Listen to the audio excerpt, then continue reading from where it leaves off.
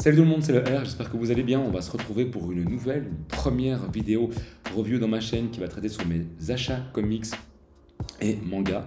Je vous montrerai un petit peu ce qui m'affectionne à moi particulièrement, ce que j'achète moi, pourquoi. C'est très bien que les goûts et les couleurs, ça ne se discute pas. Et ben voilà, stay tuned.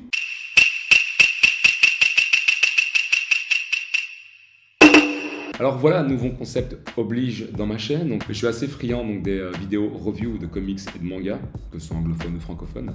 Et vu que je maîtrise les deux langues, j'adore aller sur ces deux pôles-là. J'adore voir pourquoi telle ou telle personne affectionne ce manga ou ce comics en particulier. Et à force de voir ce genre de vidéos, encore une fois francophone et anglophone, on voit qu'il y a quand même un pattern qui se dessine. On voit quand même qu'il y a des BD comics qui sortent du lot et où ça fait vraiment l'unanimité. Donc c'est à ce moment-là que je me pose des questions et que je vois un petit peu sur le net. Alors ça va me faire vraiment plaisir de vous partager entre guillemets ma passion et de vous partager ce que j'aime lire, ce que j'aime acheter. Vous voyez derrière mon dos, j'adore les beaux livres, les belles couvertures, les belles éditions. Mais le plus important, c'est que j'adore les belles histoires. J'adore me plonger dedans. Voilà, mon cerveau fuse et j'adore m'imaginer, j'adore me mettre en tout cas dans des mondes qui ne sont pas sur notre plan à nous terrestre. Alors, on va commencer par quoi? Dilemme. À ma gauche, il y a les mangas, à ma droite, il y a les comics. On va commencer par le plus petit de la sélection manga, qui va être le 5e tome de la saison 9 de Jojo Bizarre Adventure, donc partie 9 qui s'appelle maintenant Jojo Land. Pour ceux qui le connaissent, donnez-moi vos retours dans les commentaires bien sûr, et pour ceux qui ne le connaissent pas, c'est la 9e saison de Jojo Bizarre Adventure, qui est un manga créé par Hirohiko Araki, le maître dans l'art des stands. Donc voilà, Jojo Bizarre Adventure, donc Jojo Land partie 9, 5e tome. Achetez. Alors, deuxième chose, vous avez vu la première édition, ça ne m'intéressait pas. Le manga est une pépite magnifique, a été écrit par Kyu Hayashida, si mes souvenirs sont bons. Kyu Hayashida. Je sais pas quoi vous dire. Si vous aimez le souci du détail, c'est bourré de détails. Assez dark. C'est Dorohedoro, donc Chaos Édition tome 2, donc édité par Soleil Manga. Celui-ci coûtait 19,99€, donc moins de 20€ pour ce tome-là. Donc j'en suis au tome 2, c'est une série que j'ai bouffée il y a des années déjà. J'aime beaucoup la tranche, vraiment pas mal. Donc voilà, pour les mangas. Presque. Alors, je me suis pris le 2e volume du light novel de Solo Leveling. Light novel, mes amis, donc là on parlait de manga, bien sûr, je vous l'ai montré avec dessin. Light novel, pour ceux qui connaissent bien sûr, donc c'est un roman, ok, un bouquin.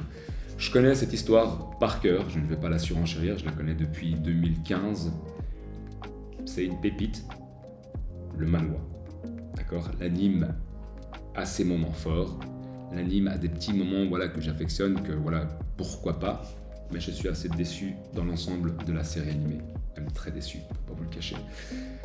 J'en attendais beaucoup en fait, c'est ça, quand vous avez des attentes. Ce que je ne comprends pas en fait, c'est que pourquoi est-ce qu'ils ne veulent pas reproduire un copier-coller des planches? Je comprends pas pourquoi. La planche en elle-même parle d'elle-même. Elle est monstrueuse. Pourquoi est-ce qu'en animé, vous me sortez quelque chose d'autre? Moi je n'aime pas, ça m'embête. Bref, je vous le conseille, incroyable. Franchement, c'est une histoire qui va vous porter, ça va aller très très vite. C'est une pépite, c'est vraiment une pépite. Alors, 4e et dernier manga. Donc là, c'est encore une fois une édition deluxe. C'est un manga que j'ai jamais lu, que j'ai vu l'anime, qui était assez léché. J'ai aimé le concept, c'était quand même pas mal. Je me suis dit qu'un jour, s'il sortait une édition deluxe ou quoi, pourquoi pas. C'est très vieux, donc les dessins, ne vous attendez pas à les dessins typés 2025. Mais voilà, c'est Hellsing, tome 1. Vous voyez comment c'est magnifique? C'est de l'hardcover, c'est une belle édition. Alors au niveau de la taille, par rapport à un manga standard classique, voici. Au niveau de la différence avec Dorohedoro Deluxe Edition, quand même, c'est quand même pas mal. Et par rapport à le light novel de Solo Leveling, c'est exactement pareil. J'avais oublié que l'édition, bien sûr, de Solo Leveling, c'est Keybooks. Alors, Hellsing, c'est quoi? Donc, c'est fait par Kota Hirano. Ça a été édité par Delcourt Tonkam. Delcourt Tonkam qui font des éditions exceptionnelles, pour la plupart exceptionnelles. C'est quasi recopié à l'échelle 1-1 des éditions américaines et c'est ce que j'aime. Donc là, bien sûr, je parle plus par rapport à, je ne sais pas si vous le voyez ici, Hellboy, qui est une copie conforme de la Library Edition en version américaine. C'est pour ça que je me suis pris. C'est une pépite, sinon j'aurais pris la version américaine. Et donc voilà, pourquoi est-ce que je l'ai acheté? Je lui ai demandé à la vendeuse, c'est en combien de tomes? Elle m'a dit c'est en 5 tomes. Alors ça va, je l'ai pris, c'était aux alentours de 15,99€, 15,99€. Donc ce sera en 5 tomes, donc voilà, ça va pas non plus me ruiner. Et si vous voulez voir les dessins, moi j'aime quand même bien. Attendez. Voilà. Et au niveau, si vous voulez voir un petit peu les personnages, comment ils sont, c'est quand même pas mal. Ça a quand même de la gueule. Bon, bah voilà. J'ai beaucoup aimé l'édition. Dans la bibliothèque, c'est une pépite. Ça va se bouffer ça en 1 heure ou 2, même pas. Ça va être très facile. Donc voilà, écoutez, pour les mangas, voilà ce que j'ai acheté ce mois-ci. Donc le tome 2 du light novel Solo Leveling, le tome 5 de Jojo Land, le tome 2 de la KO édition de Dorohedoro, fait par Kyo Hayashida, et de Kota Hirano, le tome 1 en hardcover deluxe édition de Hellsing. Alors, passons maintenant aux comics. Vous avez tous vu récemment qu'il y a eu une initiative avec le Comics Assemble, je pense que c'est un truc comme ça, le Comic Shop Assemble. Donc vous aviez plusieurs boutiques qui faisaient partie justement de ce label Comics Assemble, où eux avaient la possibilité de pouvoir nous vendre donc ce premier jet d'un reboot d'ici. Je sais pas si vous, pour ceux qui connaissent bien sûr, mais pour ceux qui ne connaissent pas, vous devez savoir qu'il y a un reboot complet. Donc vous avez donc Absolute Batman, Absolute Superman, Absolute Wonder Woman, où ces 3 personnages iconiques, emblématiques du monde de l'univers DC Comics ont carrément eu droit à une refonte complète de leur background story, de leur personnage en lui-même, en elle-même, bref, et de tout ce qui va avec. Alors, Comics Assemble, qu'est-ce qu'ils ont fait? C'est qu'ils ont eu la chance de pouvoir nous servir les premiers volumes, le premier issues des 3, donc le premier issues de Batman, donc Absolute Batman, Absolute Superman et Absolute Wonder Woman.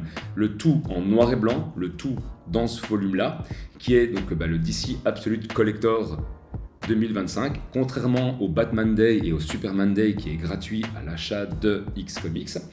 Celui-ci était payant, il avoisinait les 9,99. Objet collector, objet culte, mais au-delà de tout ça, c'est sincèrement une prouesse technique. C'est une pépite. Bon, après vous allez me dire en noir et blanc, c'est pas le plus important. Là, vous avez affaire à un collectionneur qui doit absolument les avoir, mais que c'est prévu dans le DC Label, donc ça va sortir le mois prochain ou en juillet.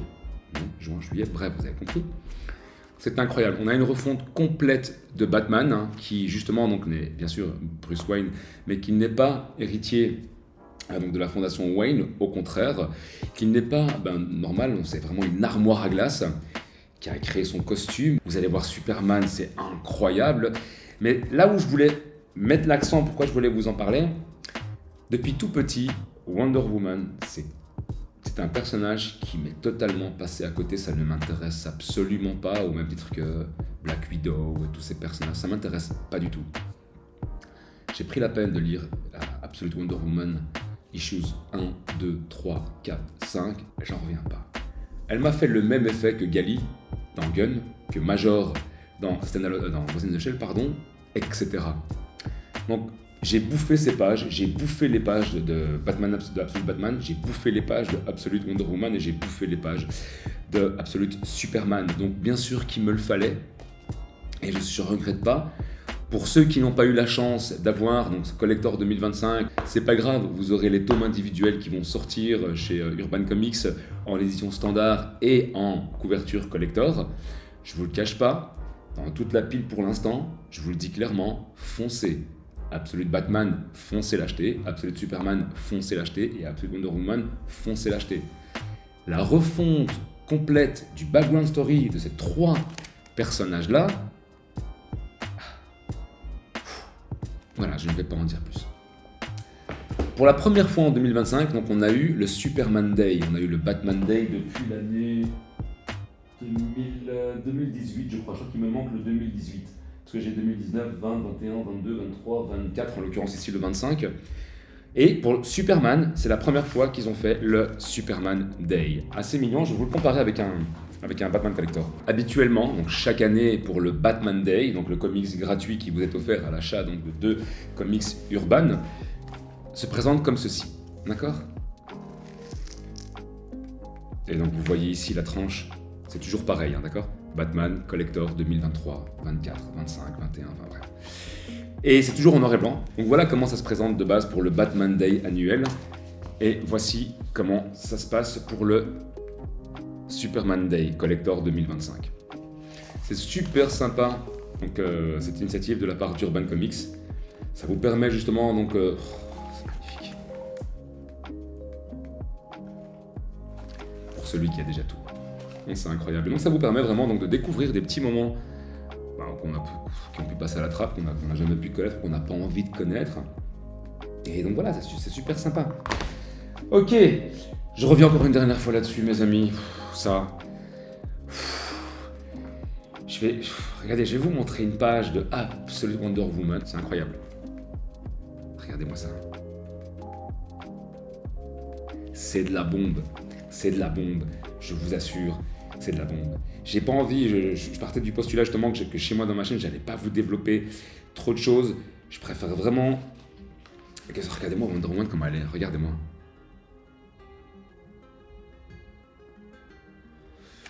On peut dire qu'il y a eu énormément de reboots, oui, énormément, ça plaît ou ça plaît pas, mais ça... Regardez-moi Pégase.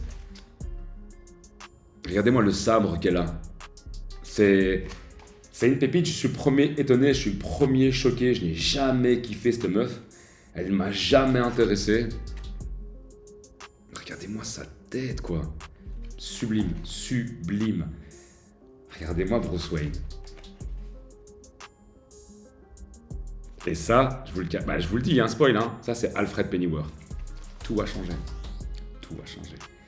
Et je vais vous montrer Superman vite fait, comme ça après on va passer à la suite.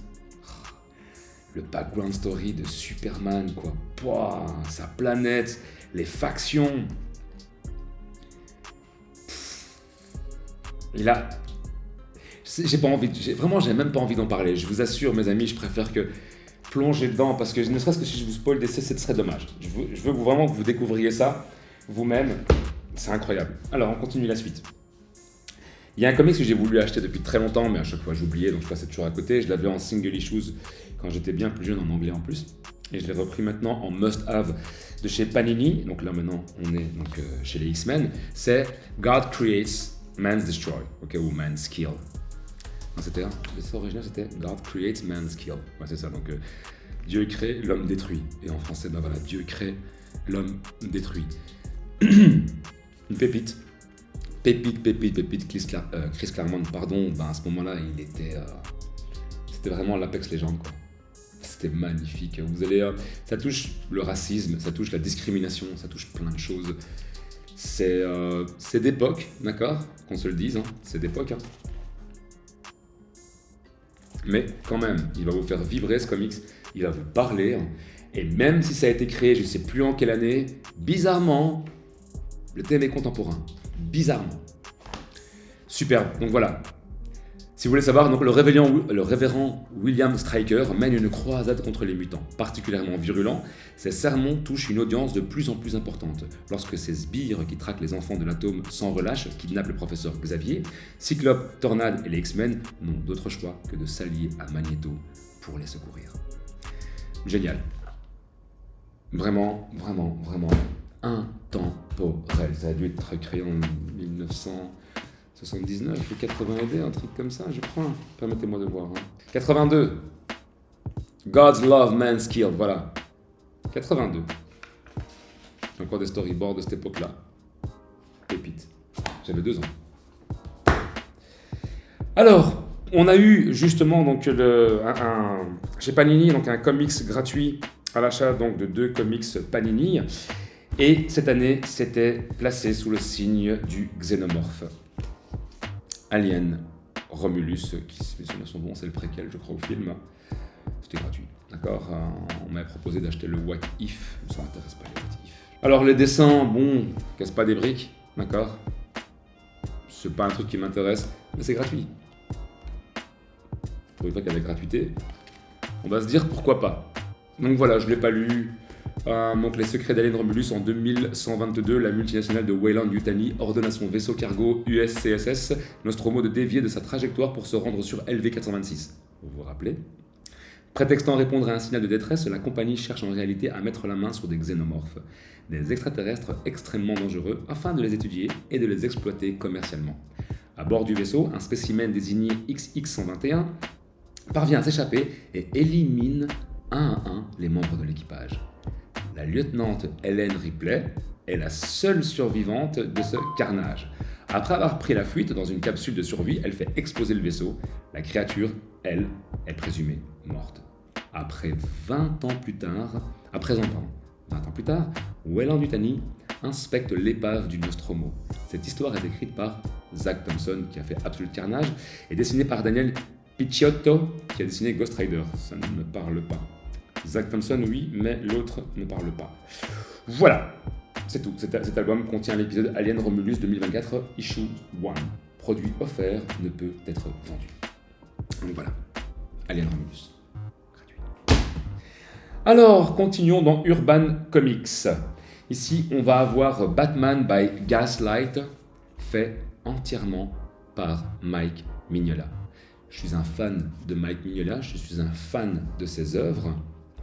J'adore, j'aime énormément lire ses œuvres. Je trouve qu'il a, tant au niveau de la patte graphique que du storytelling. Je suis très fan de tout ce qui est époque victorienne, de tout ce qui est dark, de tout ce qui est occulte. Donc croyez-moi que quand j'ai lu pour la première fois de ma vie Hellboy, j'ai été sur le cul, j'ai été choqué. J'ai trouvé qu'il avait un truc que personne n'avait. Et donc voilà, de là j'ai continué. Batman Gotham by Gaslight est bien sûr un Elseworld, d'accord? On est encore dans une époque victorienne, donc à l'époque de Jack l'Éventreur, et dans ce monde-là, il y a Batman, une conspiration, etc. C'était les débuts de Mike Mignola. Je peux vous lire un petit peu un récit complet. 1880, le légendaire Jack l'Éventreur est l'ennemi public numéro 1 et sévit dans les rues de Londres avant de gagner celle de Gotham. Mais dans cet univers alternatif, le tueur en série va se heurter à une autre légende nocturne, Batman. Pris dans une conspiration dont il est la victime, le Chevalier Noir nous entraîne à l'époque victorienne où l'obscurité de la nuit n'est troublée que par la lueur fébrile et tremblante des réverbères de Gotham City. Voilà, alors c'était les débuts au niveau du dessin de Mike Mignola.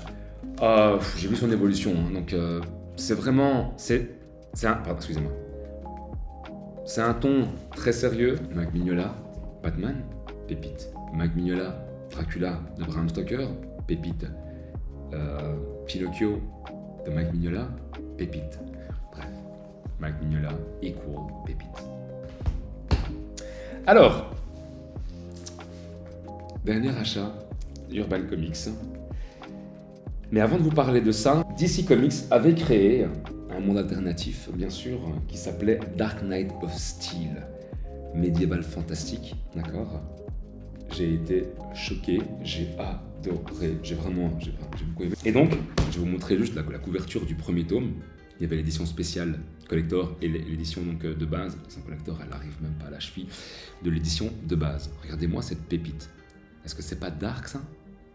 Ça c'était le tome 1, d'accord? Le tome 2, donc tome 1, on a Batman. Le tome 2, regardez-moi ça. La guerre des trois royaumes. Et le premier tome, c'était quoi? Au loin, l'orage. Donc c'est vraiment une pépite. Et ils ont sorti, donc qui est une extension, donc qui est une histoire dans l'histoire, puisque donc c'est une série finie, donc c'est en 2 tomes, Dark Knight of Steel. C'est ce qui est génial. Et ils ont sorti donc Dark Knight of Steel All Winter, qui va concerner Deathstroke. Et j'ai lu un tout petit peu, ça a l'air pas mal du tout, une histoire assez classique, mais les dialogues encore une fois sont magnifiques. Je vais vous montrer un petit peu. Regardez-moi ça.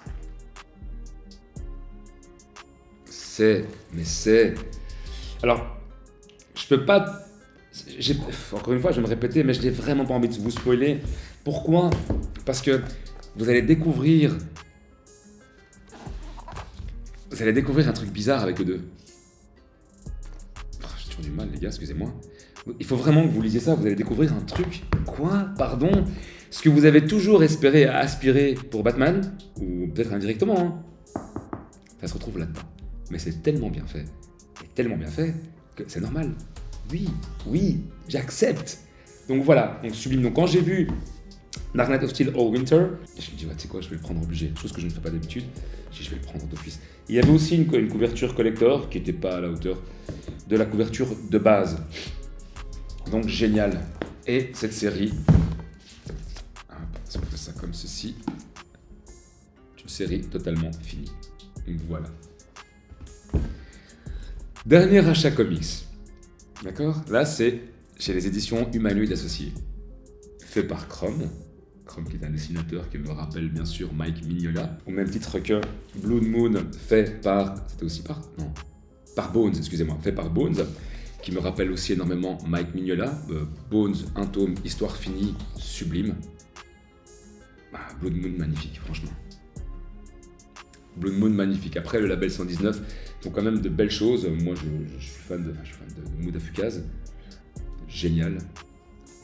Et je devrais vous parler de ça. Je devrais vraiment vous parler de ça. Bref, c'est pas, on n'est pas à ça. On est au 3e tome de Bird King. Je ne sais pas si vous connaissez Bird King, mais ça casse pas des briques, c'est pas rare. Mais quand même, une fraîcheur comme ça, c'est waouh.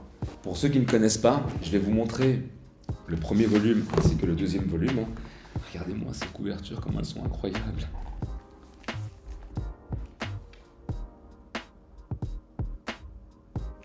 Livre